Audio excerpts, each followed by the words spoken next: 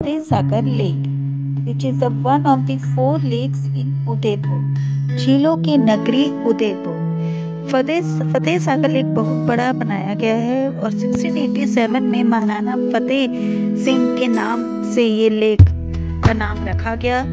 इसकी दूसरी side market बनी हुई है जहाँ पे स्ट्रीट फूड बहुत ही फेमस है। वहाँ की फेमस कुल्हड़ कॉफी, अगर आप फतेहपुर आए, फतेह सागर लेक देखने आए उदयपुर में, तो वहाँ की कुल्हड़ कॉफी जरूर पिए बिकॉज बहुत ही क्रीमी कॉफी होती है और कॉस्ट भी बहुत कम होती है। और यहाँ पे बाइक, ऑटो, कार कुछ भी रेंट पे भी ली जा सकती है, कुछ भी लेके आ सकते हैं। दो तरह की बोट होती है, नॉर्मल और जेट बोट। हमने दोनों ही बोट की है, जेट बोट और नॉर्मल बोट। और कैमल राइड भी की, यहाँ पे कैमल राइड भी होती है।